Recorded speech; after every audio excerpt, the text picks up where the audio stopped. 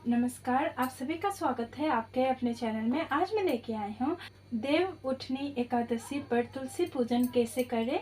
और देव उठनी एकादशी पर आपको सुबह सुबह उठकर जहाँ पर आप पूजा कर रहे हैं उस जगह को अच्छे से साफ़ करनी होगी। और अच्छे से आपको गमले को भी गमला जहाँ पर आप रख रहे हैं उसके नीचे आप अच्छे से साफ़ कर कर एक पाटा भी बिछा सकते हैं या एक चौकी भी आप रख सकते हैं। मैंने इस तरह से चौकी रखी है, गमला पीछे रखा है क्योंकि मेरा गमला बड़ा है, इसलिए मैंने गमले को पीछे रखकर आगे पाटा लिया है, यानी कि चौकी लिया है। आप के गमले के अनुसार आपको किस प्रकार से सुविधा होता है उस प्रकार से आप रखिए। अब हम पाटे पे स्वास्तिक बना लेंगे। स्वास्तिक बहुत ही शुभ माना जाता है, बहुत ही अच्छा माना जाता है। आप अष्टदल कमल भी बना सकते हैं या फिर आप रंगोली से डिज़ाइन भी बना सकते हैं। स्वास्तिक बनाऊंगी, ये बनाना बहुत ही शुभ होता है। हम शुभ कार्य करते हैं, कुछ भी हम करते हैं तो अष्टदल कमल या स्वास्तिक हम बना लेते हैं। आप रोली से, कुमकुम से या फिर हल्दी से, चंदन से आप बना सकते हैं या रंगोली के रंग से भी आप बना सकते हैं। अब हम इसके बाद देसी घी का दीपक जलाएंगे। आप कोई भी दीपक जला सकते हैं, देसी घी, तिल या सरसों, जैसे आपको जलाना चाहे, आप जैसे आपके आसानी हो उस प्रकार से आप जला सकते हैं। देसी घी का दीपक जला के हम अब संकल्प लेंगे। अब हम ये कहकर हाथ जोड़कर ये कहकर हम मनोकामना पूरी होने के संकल्प लेंगे कि हे तुलसी मैया, जो भी हमारी पूजा में कमी हुई हो उसको क्षमा कर देना और हमारी मनोकामनाएं पूरी कर देना करके हम संकल्प लेंगे। इसके बाद अब हम पूजा शुरू कर देंगे। देव उठनी तुलसी एकादशी पर हम तुलसी माता के साथ साथ शालिग्राम भगवान की भी पूजा करते हैं। आपके पास शालिग्राम, ये देखिए शालिग्राम का ये नहीं है तो आप विष्णु जी की स्मृति, विष्णु जी की मूर्ति या फिर तस्वीर भी रख सकते हैं। मेरे पास शालिग्राम बना हुआ था, मैं अब इन्हें रखूँगी। ऐसा होना ज़रूरी नहीं है। यदि आपके पास शालिग्राम भगवान नहीं है तो आप लड्डू गोपाल या फिर विष्णु भगवान को भी आप रख सकते हैं। मेरे पास था तो मैं रख रही हूँ, विराजमान करूँगी।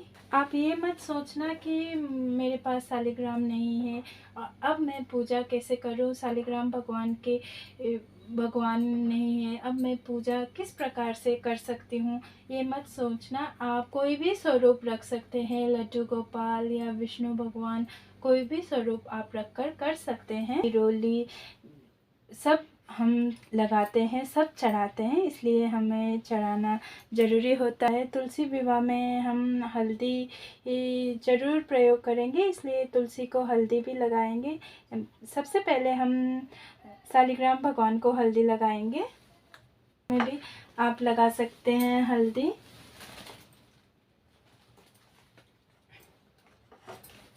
इस दिन हमें मेहंदी भी लगानी होती है, चढ़ानी होती है।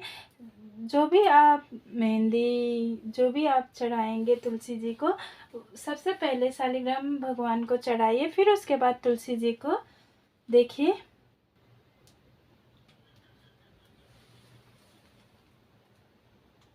इस प्रकार मेहंदी अब हमने चढ़ा दी है। उसके बाद हम रोली से तिलक करेंगे। देव उठनी एकादशी पर सुबह सुबह तुलसी जी की पूजा करनी होती है। जो हम तुलसी जी को लगाएंगे, चढ़ाएंगे, वही चीज़ शालिग्राम भगवान को भी चढ़ाना होता है, लगाना होता है, अर्पित करनी होती है।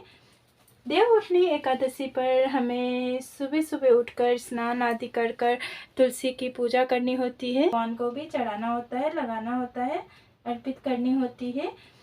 देव उठनी एकादशी पर हमें सुबह सुबह उठकर स्नान आदि कर कर तुलसी की पूजा करनी होती है। और यदि आप शाम को तुलसी जी को हम छूते नहीं हैं, और जो भी आपको करना है दोपहर या सुबह ही आपको पूजन आदि करनी है, इसलिए हमें तुलसी जी को शाम को नहीं स्पर्श करते, नहीं छूते, और पत्ते वगैरह भी नहीं तोड़ते। शाम के समय कोई भी पेड़ पौधे हम नहीं तोड़ते, इसलिए सुबह सुबह ही हमें करनी होती है। दिए को भी तिलक कीजिए रोली से। अब उसके बाद हम तिल अर्पित करेंगे, क्योंकि एकादशी के पूजन में जो होता है हम चावल या अक्षत अर्पित नहीं करते हैं। अब हम तिल चढ़ाएंगे, तो आपको तिल चढ़ाना है, दिए में भी आपको चढ़ाना है थोड़े से।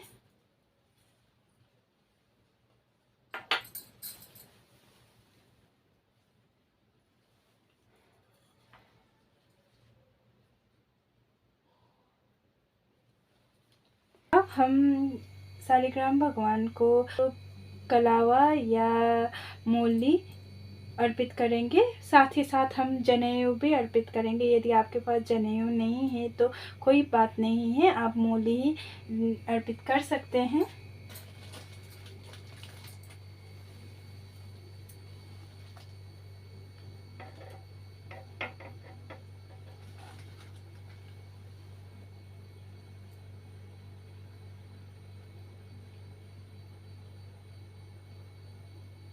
अब हम तुलसी जी को लाल चुनरी अर्पित करेंगे, लाल चुनरी उड़ाएंगे। आपके पास छोटी चुनरी है तो आप उड़ा सकते हैं इस प्रकार की चुन्नी।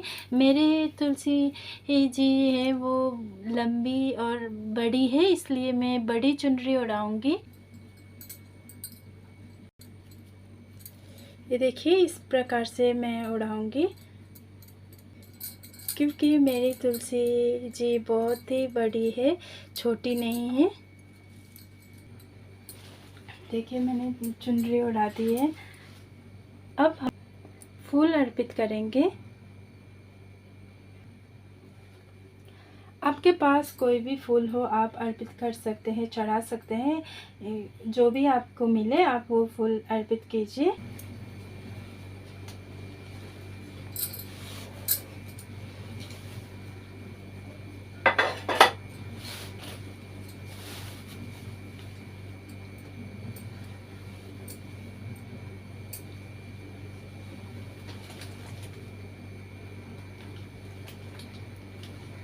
फूल अर्पित करने के बाद, चढ़ाने के बाद हम भोग अर्पित करेंगे, भोग चढ़ाएंगे।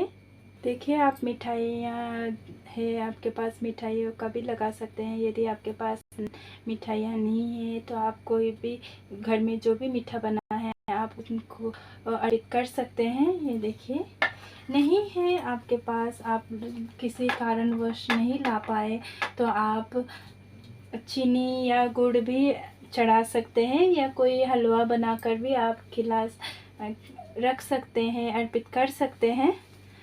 भोग, हमेशा भोग अर्पित करने के बाद आपको 1 लोटा जल अवश्य ही रखना होता है। हम दक्षिणा रखेंगे। आप दक्षिणा जितना भी हो उतना रख सकते हैं, ये ज़रूरी नहीं है कि बस इतना ही रखना है। जितना आप रखना चाहे उतना आप रखिए। फिर उसके बाद हम तुलसी माता को श्रृंगार के सामान रखेंगे। इस दिन श्रृंगार का सामान रख सकते हैं, या फिर आप श्रृंगार खुद भी करा सकते हैं तुलसी माता के। देखिए, इस प्रकार की पाउच आप रख सकते हैं। इसमें कंघी, मेहंदी और बिंदी और काजल, सिंदूर, मिरर और रबर सब मिलते हैं इसमें ही।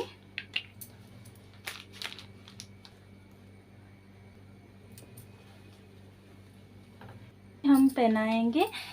आप चाहे तो साड़ी भी पहना सकते हैं, चूड़ी, साड़ी। आप श्रृंगार करना चाहे तो आप श्रृंगार भी कर सकते हैं, चूड़ी पहना सकते हैं। अब आपको थोड़ा सा तिल लेना है हाथ में, और इसके बाद देव उठनी एकादशी पर आपको तुलसी पूजन करते हुए आपको कथा सुननी है, कहानी सुननी है इस दिन। फिर उसके बाद आपको ये जो तिल आप हाथ में रखते हैं, शालिग्राम भगवान या फिर आप विष्णु भगवान को अर्पित कीजिए जो तिल आपने हाथ में लिया है। ये देखिए, इससे तिल आपको हाथ में लेनी है और पुष्पे आपको रखनी है। रखकर कहानी सुननी है। कहानी सुनने के बाद आप कहानी पढ़ भी सकते हैं या फिर आप नेट के द्वारा भी सुन सकते हैं। तो कहानी सुनने के बाद आपको तिल अर्पित करना है।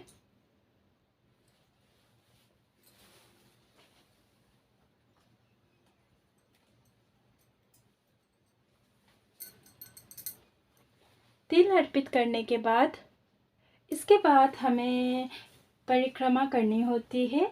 आपको परिक्रमा करते हुए कोई दिक्कत होती है तो आपके सेहत आपको साथ नहीं देती, तो यदि आप 108 बार तो परिक्रमा करना बहुत ही श्रेष्ठ, बहुत ही अच्छा माना जाता है, इसलिए 108 बार भी कर सकते हैं। मैंने पहले बोला कि आपकी तबीयत ख़राब है या फिर आपसे हो नहीं पाता या तबीयत साथ नहीं दे रही है, 11 परिक्रमा तो ज़रूर कीजिएगा। 108 या 11 परिक्रमा करना होता है। आपकी सेहत नहीं आपको साथ देता तो आप 11 बार ज़रूर करना। और परिक्रमा करने के बाद हम आरती करेंगे, धूप दीप से हम आरती करेंगे। पहले तुलसी जी की आरती करेंगे, फिर उसके बाद शालिग्राम भगवान की आरती करेंगे। हाथ जोड़कर हम क्षमा याचना करेंगे। फिर उसके बाद इस तरह से हम सरल पूजा विधि को संपन्न कर सकते हैं, पूजा संपन्न कर सकते हैं। इसी प्रकार हम सरल विधि से पूजा करते हैं। और आप कुछ दान दक्षिणा देना चाहते हैं, साड़ी या आप कोई भी चीज़, बर्तन वगैरह आप दे सकते हैं। और बस इसी प्रकार से किया जाता है। बहुत ही सरल विधि है। आपको पसंद आया हो तो आप हमारे चैनल को लाइक और शेयर अवश्य ही कर दीजिएगा। चैनल को सब्सक्राइब कर दीजिएगा। धन्यवाद।